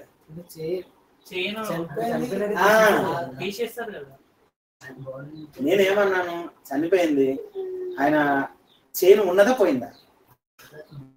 ఉంది కదా, పోలే కదా. నేను ఇచ్చిన గిఫ్ట్ ఎట్లా ఉంది కదా. నేను వచ్చి ఇప్పుడు శవం దగ్గర వచ్చి తప్పు చేసినవరా అని చెప్పి చేంజ్ తీసుకుంటున్నా. Once given for ever. దేవుడు గిఫ్ట్ అనేది ఇచ్చినాను కానీ నేను తప్పు చేసావా, నీకు అసలు ఇవ్వద్దు నాడు, నాకు ఇచ్చే, నాకు ఇచ్చే. Is not a god like that. దేవుని దృష్టిలో ఆలోచించండి. నేనేమో సైకలాజికల్ గా చెప్పట్లే, it is there in the Bible. మీరు విశ్వాసము చేత, కృప చేత రక్షించబడ్డారు. ఇది క్రియల వల్ల కాదన్నప్పుడు నువ్వు మళ్ళీ నేను క్రియ చేయడం వల్లనే నేను దాన్ని కాపాడుకోమని చెప్పి దేవుడు ఎక్కడ చెప్పలేడా? నేను నీకు రక్షణ ఇస్తా బేట, నీకు రక్షణ వస్తుంది, తర్వాత నువ్వు మంచి క్రియ చేయాలి, లేకపోతే నీ రక్షణ పోతుంది అని రాసుందా బైబుల్లో? ఎక్కడ నన్ను ఉందా? పరిశుద్ధంగా జీవించమని ఉంది, పవిత్రంగా ఉండొద్దు అని అన్నాడు. కానీ నేను నీకు ఇచ్చిన రక్షణ తీసేసుకుంటాను, ఇక్కడ నేను ఉందా? నేను నీ గిఫ్ట్ నేను వెనక్కి లాక్కుంటానని ఉందా? ఒక్కసారి పరిశుద్ధాత్మ నీ మీదకి వస్తే ఇట్స్ సీల్డ్ అని చెప్పి రాస్తుంది బైబిల్లో. మీరు పరిశుద్ధాత్మ చేత ముద్రించబడ్డారు. ఎవ్వడికైనా దమ్ముందా ఆ ముద్రను సీల్ ఇప్పడానికి?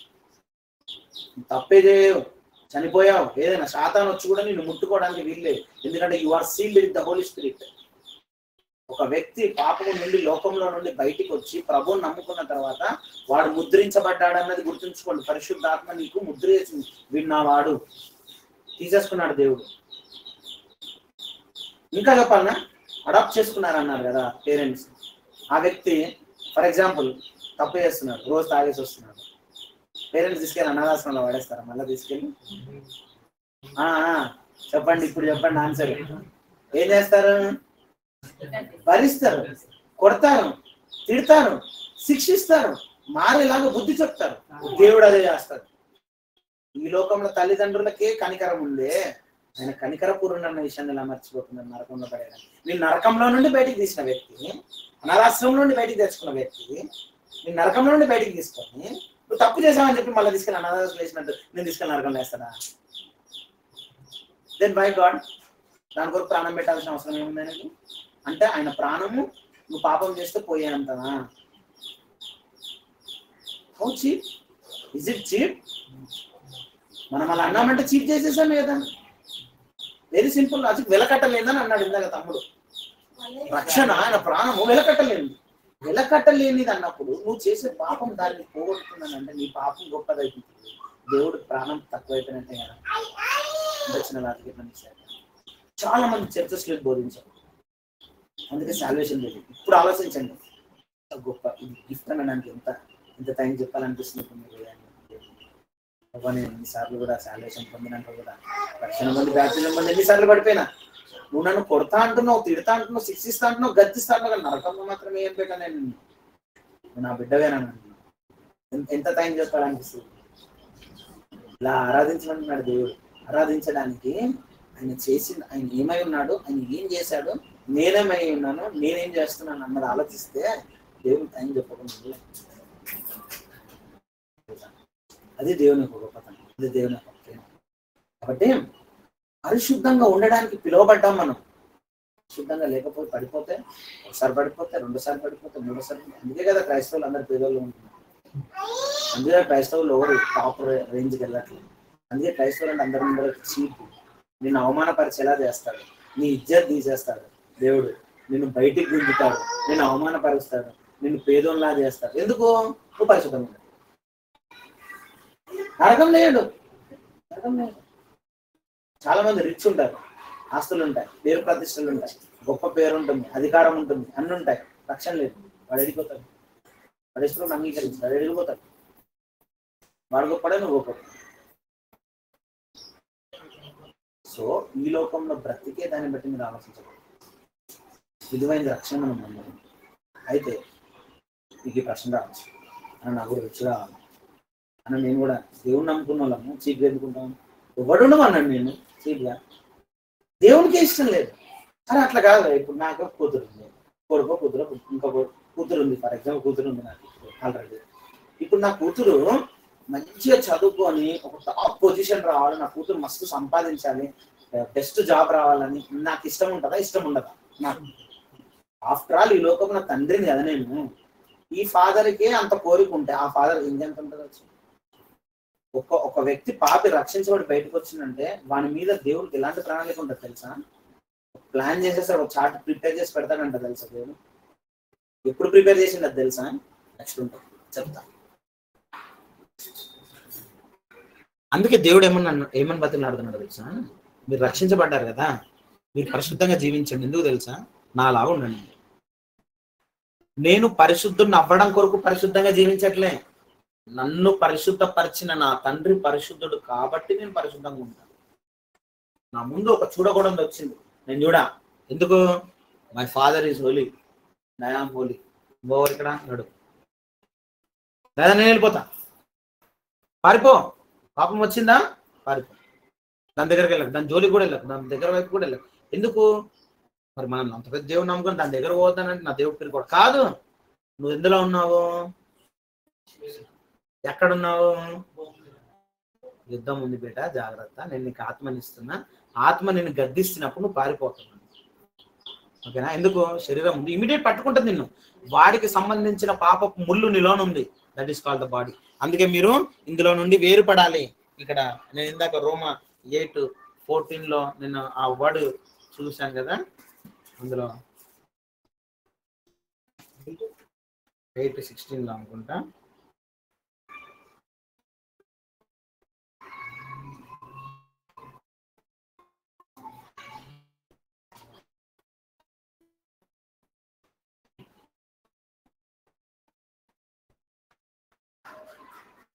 దేవుని పిల్లలమని ఆత్మ తానే మన ఆత్మతో కూడా సాక్ష్యం ఇస్తున్నాము.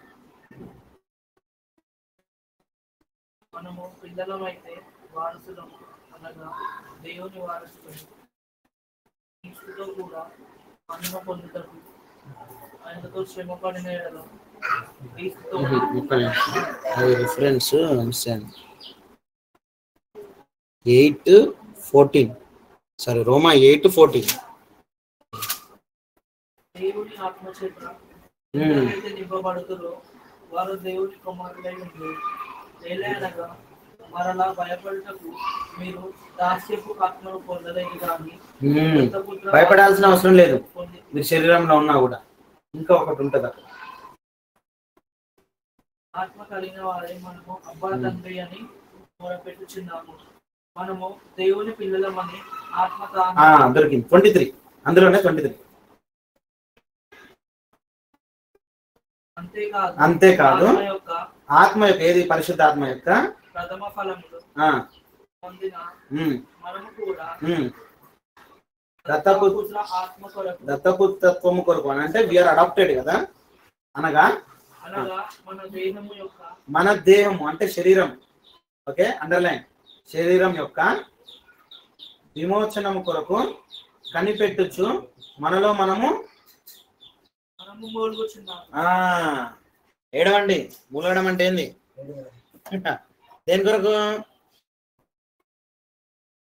బాగానే ఉంది, రక్షించబడ్డ నీలో ఉంది, బాగానే ఉంది, కానీ నీకు శరీరం ఉంది. Be careful. మూలుగు దాని విషయంలో, పారిపో దాని విషయంలో. అది నేను టెంప్ట్ చేస్తుంది, అది నీకు ఉపవాసం ఉంటూ ఫాస్టింగ్ ప్రయత్నం దేవుని కొరకు ఆత్మ చెప్తుంది. శరీరం ఏం చేస్తుంది? ఆకలి అవుతుంది రా, నిన్న నైట్ కూడా తినలే, ఏం చేస్తున్నావు, నాకు పెట్టు అని కడుపు అంటా ఉంటాను. ఆత్మ ఏం చేస్తుంది? ఉపవాసం ఉండదు. శరీరం ఏం చేస్తుంది? తినను. ఆత్మ ఏం చేస్తుంది? అది చెడ్డది, అటువైపు వెళ్ళకు, అది చూడకనండి. శరీరం ఏం చేస్తుంది? చూడు, ఒక్కసారి చూస్తే ఏం కాదు, ఒక్కసారి చేస్తే ఏం కాదు, ఒక్కసారి తప్పు చేస్తే ఏం కాదు. శరీరం ఫోర్సెస్. ఒక రక్షించబడిన తర్వాత ఈ ఫైటింగ్ మీలో ఉంటుంది. దేహము విమోచించబడడం అని రాసిందా, శరీరము విమోచించే వరకు మూలుగుతూనే ఉంటాము. That is process. అది అంతే, దేవుడు అది పెట్టేశాడు నీవు. అందుకే ఒక దినం రాబోతుంది, నువ్వు శరీరాన్ని విడిచేస్తావు, చూసావా? అప్పుడు నీ యొక్క ఆత్మ మహిమ శరీరంలోనికి వెళ్తుంది. అప్పుడు నీకు ఇవి ఉండవు, ఈ టెంప్టేషన్స్ ఉండవు. అప్పుడు నువ్వు కంప్లీట్ సంపూర్ణమైన పరిశుద్ధతలోనికి వస్తావు. అది కూడా ఏంది? నువ్వేమో క్రియలు చేయడాన్ని బట్టి. ఆల్రెడీ ఆ సంపూర్ణ పరిశుద్ధత నాకు ఉంది, కాకపోతే ఆ ఆత్మ నా ఆత్మను పరిశుద్ధపరిచింది దేవుడు ఆయన రక్తంతో. కానీ ఆత్మ ఎక్కడుంది? శరీరం ఉంది. ఈ శరీరము ప్రతిసారి పాపం చేయడానికి ఆత్మను ట్రై చేస్తూ ఉంటుంది, పరిశుద్ధాత్మ ఆపుతా ఉంటుంది. నువ్వు పరిశుద్ధాత్మ మాట విన్నావని అంటే పరిశుద్ధంగా ఉంటావు. నువ్వు పరిశుద్ధంగా ఉన్నావు కాబట్టి నీ గిఫ్ట్లు ఏమని ఇవ్వచ్చు దేవుడు. నీ జాబ్ విషయంలో కానీ ఆశీర్వాదాలు, ఇల్లు, జాబు, కారు, మంచి వైఫ్ అన్ని ఇస్తాడు, పరిశుద్ధంగా జీవిస్తాడు. ఒకవేళ ఆత్మ చెప్పింది కాకుండా నా శరీరం చెప్పినట్టు నడుచుకున్నాను, వీడు ఆత్మ చెప్పేది వినేంత వరకు వీడు మొట్టకాయలు వేస్తూనే ఉంటాడు. ఎక్కడికి వెళ్ళు లాస్, ఏది చేయి లాస్, ఎక్కడికి వెళ్ళి మొత్తం లాస్ చేస్తుంది. ఎందుకు అంటే నేను చెప్పినట్టు నువ్వు విన్నట్లే. ఆత్మ పరిశుద్ధాత్మ ఇది చేయమంటే నువ్వు అది చేస్తున్నావు, ఇలా చదవమని అంటే నువ్వు అలా చదువుతున్నావు, ఇటువైపు వెళ్ళమంటే అటువైపు వెళ్తున్నావు. యు ఆర్ కంప్లీట్లీ రా. నువ్వు స్ట్రైట్ అయ్యేంత వరకు కొడతానే ఉంటాను నేను. ఇలా తప్పు చేసి ఏం చేస్తాను? Same to same. ఓకే, మీకు అది చెప్పడం వరకు నేను అటు వెళ్ళాను. Okay, next verse. మనము పరిశుద్ధులుగా ఉండడానికి నిర్దోషులమై దేవుని ముందు పాపరహితంగా నింద లేకుండా జీవించడం, ఇది మన బలముతో కాదు, యేసు రక్తం ద్వారా జరిగింది. ఓకే, ఏర్పరచుకొని, ఎస్ చూసాను ఇందులో, మీరు నన్ను ఏర్పరచుకొని లేదు, మీరు నా పేరిట తండ్రిని ఏమి అడుగుదురో అది ఆయన మీకు అనుగ్రహించినట్లు మీరు వెళ్ళి ఫలించుటకు, మీ ఫలము నిలిచి ఉండటకు నేను మిమ్మల్ని ఏర్పరచుకొని నియమిస్తాను. చూడండి, నేను డెవలప్ అవ్వాలి, నేను ఫలించాలి, మనకు ఆశీర్వాదం కావాలంటున్నాను కదా. ఇక్కడ దేవుడు ఏమంటున్నాడు? మరి మీరు అడగండి, తండ్రిని అడుగుతున్నారు, నంబర్ 1.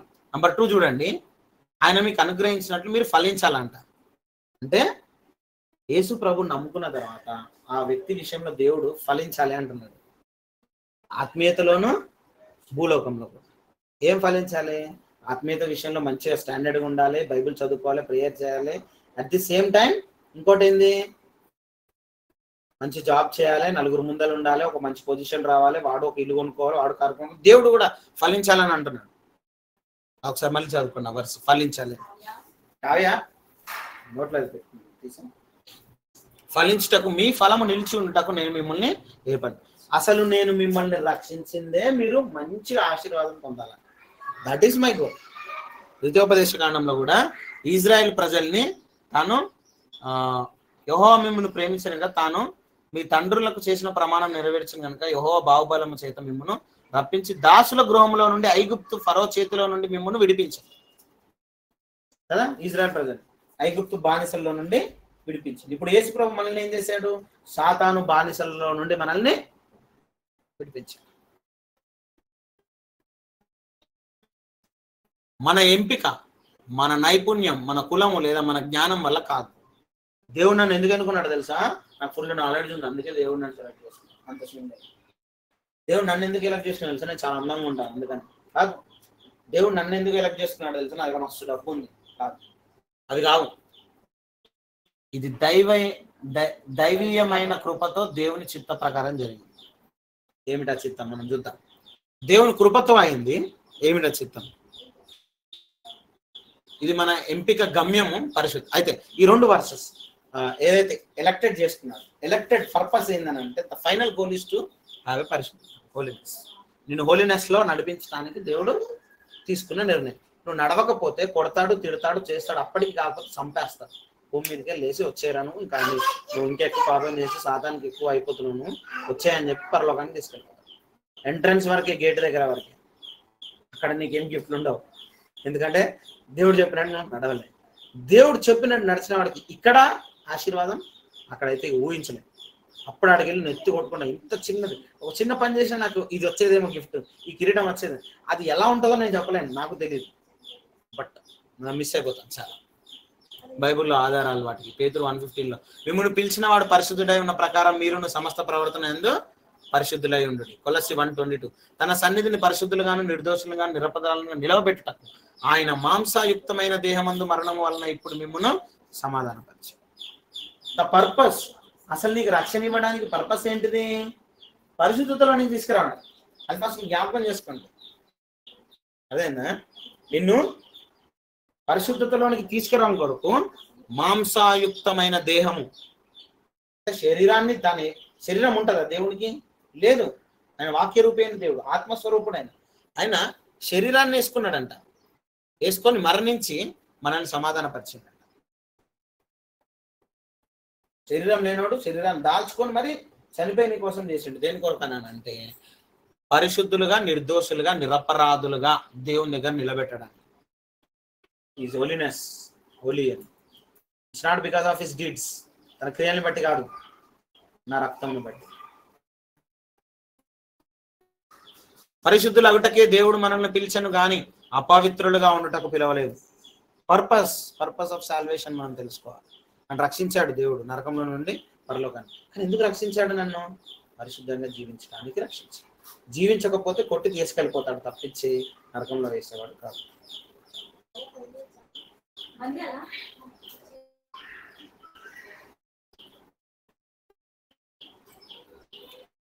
జగతి పునాది వేయబడక మునిపే,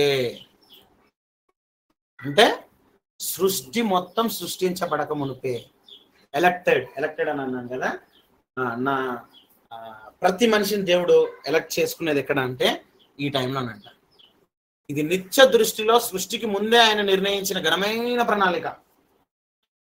అమిత్ ఈరోజు రక్షించబడడానికి కారణం ఏంటంటే భూమి, ఇసుక, రేణు అంతా కూడా సృష్టించబడక మునుపు అమిత్ అనేవాడు కొన్ని వేల సంవత్సరాల తర్వాత పుడతాడు, వాడిని క్రీస్తులోనికి నేను తీసుకుంటానని చెప్పి అక్కడ డిసైడ్ చేశాడంట. That is the verse meaning. జగతి పునాది వేయబడక మునుపే దేవుని ప్రణాళికని, మనకు రక్షణనిచ్చిన వాడును పరిశుద్ధ పిలుపుతో మనను పిలిచిన వాడు ఆయనే. నీ తల్లి గర్భంలో నీకు రూపం కలగక మునుపు నిన్ను తెలిసినాను, నీవు జన్మింపక మునుపే నిన్ను ప్రతిష్ఠించు. ఇది మనకి ఇర్మియా 1:5లో ఉన్నది. అంటే తల్లి గర్భంలో నువ్వు పుట్టక మునుపు ఎక్కడి నుండి వస్తున్నావు? నువ్వు ఎక్కడి నుండి వస్తున్నావు? తల్లి గర్భంలో రాక మునుపు అమిత్ ఎక్కడుండే? దేవుని దగ్గర ఉండే. జగత్తు పునాది వేయబడక ముందుకు అక్కడ ఉండే. నువ్వు నిన్ను పంపించాడు.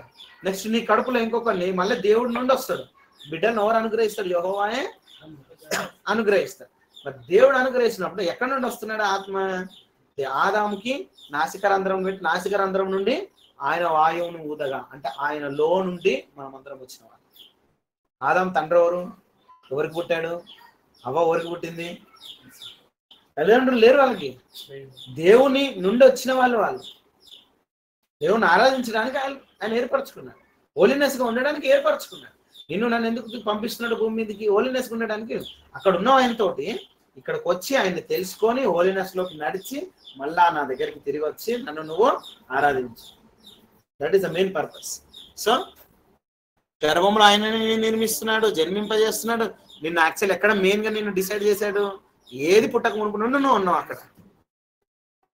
రోమా 8:29 ఏలైనగా ఆయన ముందుగా తెలుసుకున్న వారిని తన కుమారుని స్వరూపమునకు సమానులగునట్లు ముందుగా నియమించాడు.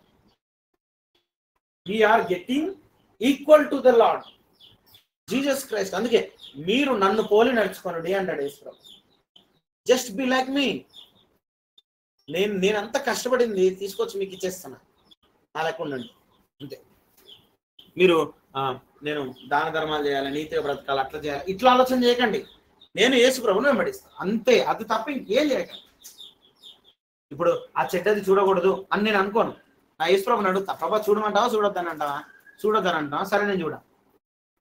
ఇక్కడ పాపం అనేది ఏంటి తెలుసా? దేవుని ఆజ్ఞను అతిక్రమించడమే పాపం కదా. ఇప్పుడు ఆజ్ఞ అతిక్రమమే పాపం. దేవుడు నవీన్కి ఒక ఆజ్ఞ ఇచ్చాడు, ఏమని? దొంగతనం చేయమని ఇచ్చాడు. ఇప్పుడు దొంగతనం చేశాడు, పాపం చేసినట్ట చేయనట్ట? పాపం అని కాదు. అది ఆజ్ఞ అంటే మీకు రివర్స్ లో చెప్తే అర్థమవుతుంది.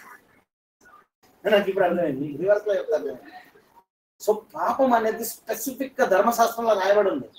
ఆ దేవుడు ఇచ్చాడు ఆజ్ఞలు అవన్నీ కరెక్టే, కానీ అసలైన ఆజ్ఞ ఏం తెలుసా? ఆయన ఏం చెప్తాడో చేయాలి, చెప్పింది చేయకపోతే.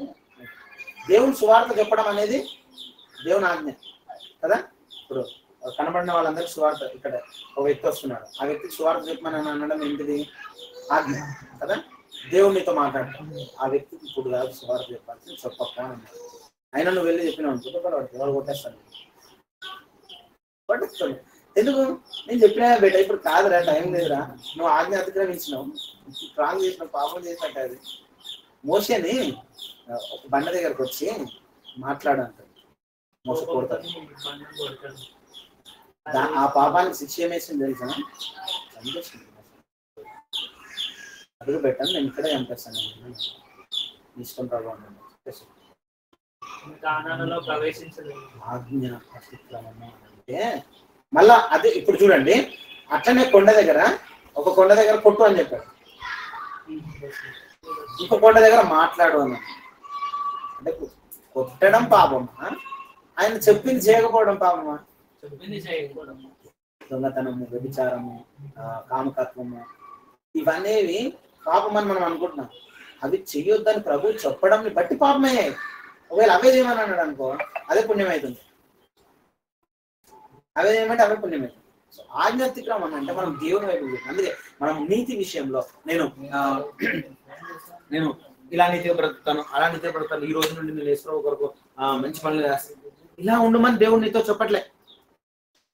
ఏమన్నాడు? నేను ఏది చెప్తాను నువ్వు నన్ను అనుసరించు, నేను ఏది చెప్తానో దాన్నే నువ్వు ఫాలో. నేను ఈ రోజు నుండి మంచిగా ఉండిపోతాను, ఇట్లా చేస్తాను, అట్లా చేస్తాను అని నువ్వు డిసైడ్ కాదు.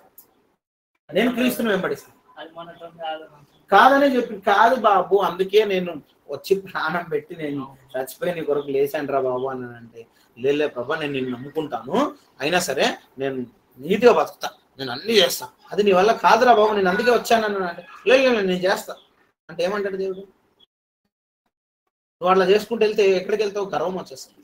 నేను చేసిన నాలాగా ఎవరు ప్రార్థన చేయలేరు, నాలాగా ఎవరు బైబిల్ చెప్పలేరు, నాలాగా ఎవరు ఏమంటారు ఆరాధన చేయలేరు, నాలాగా ఎవరు పాటలు పాడలేరు అనేది ఏమైపోతుంది? స్వనీతి లేదు, గర్వంలోకి హెచ్చించిపోతుంది. దేవుడికి ఎక్కడ భయం వస్తుంది? నీకు నువ్వే తెచ్చుకుంటున్నావు. నన్ను ఆరాధించండి, ఇది చేసింది ఎవరు? లూసిఫర్ గారు. అందుకే మన దాన్ని ఎక్కడికి వచ్చాడు. నువ్వు అదే చేస్తావు. అందుకే దేవుడు మనుషులని వాళ్ళ దేవుడు అని చెప్పి ముందే డిసైడ్ చేసుకున్నాను. మీరు ఏం కష్టపడకుండా నేనే కష్టపడ్డా, మీరు ఏంటంటే మిమ్మల్ని ఏం కష్టపడి నేను మీకు ఇచ్చేసిన కదా, దాన్ని బట్టి కృతజ్ఞులై ఉండండి, విధేయతను చూపించండి, దేవునికి తల ఉంచండి, సాగిలపడండి ఆయనకి చాలు. అదొక్కటే, ఆయనకి విధేయత చూపించు. నేను నీతిని కాదు నేను అనుసరించేది, నీతిగా బ్రతకడం కాదు నా ఇంపార్టెంట్ ఏం తెలుసు? నేను యేసుని అనుసరించు. నీతి ఏమంటారు తెలుసా? ధర్మశాస్త్రం నీతి. వ్యభిచారించితే పాపము అన్నది అంటే నేను వెళ్ళే స్త్రీతో నేను వ్యభిచారం చేస్తే నాకు పాపం. ఇది నీతిని అనుసరిస్తాను కాబట్టి నేను వ్యభిచారం చేయకుండా, ఇది నువ్వు నీతిని అనుసరిస్తావు. కానీ యేసుప్రభుని అనుసరించేవాడు ఏమంటాడు తెలుసా? యేసుప్రభు వస్తుంది, నువ్వు వ్యభిచారి స్త్రీ దగ్గరికి వెళ్ళి వ్యభిచారం చేస్తే పాపం. కానీ యేసుప్రభు ఏమన్నా అనిపిస్తున్నాడు తెలుసా? నువ్వు ఒక స్త్రీని చూసి మోహపు చూపుతా నువ్వు హృదయంలో ఊహించుకున్నావు, నువ్వు వ్యభిచారం చేస్తావు, నువ్వు వ్యభిచారం అయిపోతావు. ఇప్పుడు ఈ నీతి బెటరా? యేసుప్రభు నీతి బెటరా?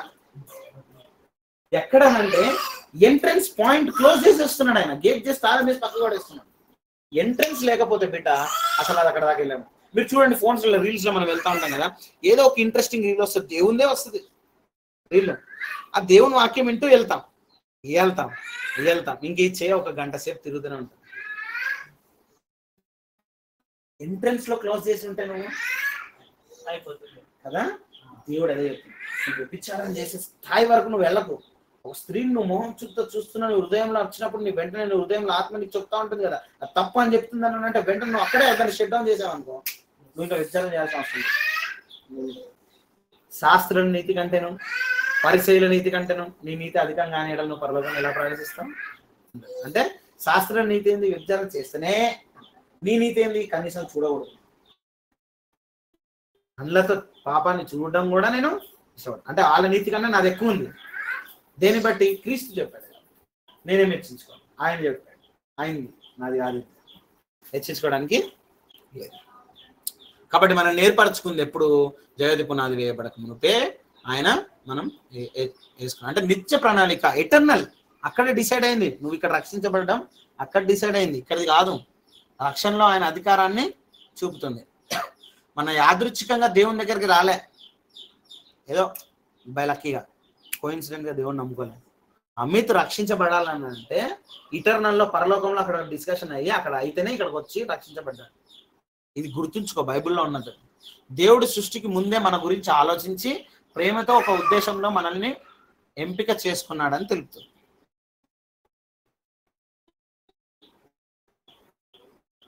దీని ఒక సారాంశం ఏంటంటే, జగతి పునాది వేయబడక మునిపే అంటే ఇది కాలానికి వెలుపల, అవుట్ ఆఫ్ ద టైమింగ్, దేవుని నిత్య యోజనలో ఏర్పడింది. అక్కడ ఉన్నాను నేను, అక్కడ నుండి వచ్చాను నేను. అవుట్ ఆఫ్ ద టైమింగ్ అంటే రిలేటివిటీకి, టైం సెన్స్కి వెలుపల ఉన్నాను నేను, అక్కడ నుండి వచ్చాను నేను, అక్కడ ఎన్నికబడ్డాను నేను. మన ఎంపిక యాదృచ్ఛికం కాదు, ప్రేమతో నిర్ణయించబడింది. యేసు శిలువ ప్రణాళిక, దేవుని ముందస్తు చర్య మన రక్షణ కోసం ఏర్పడినది. వారసత్వం, మన పిలుపునకు అనుగుణంగా రాజ్యమును సిద్ధం చేశాడు. చెప్పండి, యుద్ధం చేయాలి, యుద్ధం చేసి రాజ్యం సంపాదించుకోవాలి. పిలుపు కోసం సిద్ధత, దేవుని ప్రేమ పిలుపును స్వీకరించి పరిశుద్ధంగా జీవించాలి. ఇది మన సిద్ధం. అది తప్ప ఇంకోటి లేదు మనకు ఆప్షన్. మిగతావన్నీ యాస్టిస్ ఇచ్చేస్తాడు దేవుడు, ప్రతిది కూడా. So the total 1 chapter 3 to 6 మొత్తంలో మనం ఏమేమి నేర్చుకున్నామంటే, దేవునికి మహిమ చెల్లించడానికి పరలోక సంబంధమైన ఆశీర్వాదాల్లో ప్రాముఖ్యంగా మనం ఆయన చేత ఎంపికపడ్డాం. జగతి పునాది వేయబడక ముందుకి క్రీస్తులో ఎంపిక, పరిశుద్ధులుగా ఉండాలని నిర్ణయం. తర్వాత కుమారులుగా, యేసుక్రీస్తు ద్వారా కుమారులుగా మనము ఎంచబడడం. కృపా మహిమ, ఉచితంగా కృప చేత ఆయనకు కీర్తి కలిగినట్లుగా. It's a free and we are adopted sons, and it was decided before the foundation of the world. ante 3 to 6 sentence కానీ ఎంత డెప్త్ మీనింగ్ ఉంది ఇందులో, అంత డెప్త్ మీనింగ్ ఉంది. ఓకే, సో జగతి పునాది వేయబడక మునిపే నన్ను ఎన్నిక చేసుకొని ఫ్రీగా నాకు రక్షణ గిఫ్ట్ ఇచ్చి నన్ను పరిశుద్ధపరిచి దేవుడు దానిలో తీసుకుని చెప్పడానికి మనం బైబుల్ని ఎలా స్టడీ చేసాము? డెప్త్గా వెళ్ళాలి. పరిశుద్ధత అంటే ఏంది, రక్షణ అంటే ఏంది, తర్వాత జగతి పునాది వేయబడక మునుపని అంటే ఏంటిది, కుమారులు అంటే ఎవరు, అడాప్షన్ ఎలా జరిగింది, దాని కొరకు ఎవరు ప్రాణం పెట్టారు, ఏంది, ఇదంతా చరిత్ర తెలుసుకుంటేనే ఆ 4 verses మనకి. ఏమైనా డౌట్స్ ఉంటే చెప్పండి.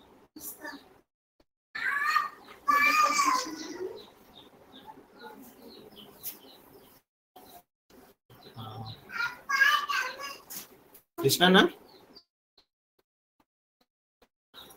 అన్న వినిపిస్తుందా? దీపక్ వినబడుతుంది అన్న. అదే అన్న, సెషన్ అయిపోయింది, ఎక్కడ ఏం డిస్టర్బెన్స్ రాలే కదా? ఏం లేదు, మంచిగా వచ్చింది, clear. Okay, thank you. Recording start చేస్తున్నాను.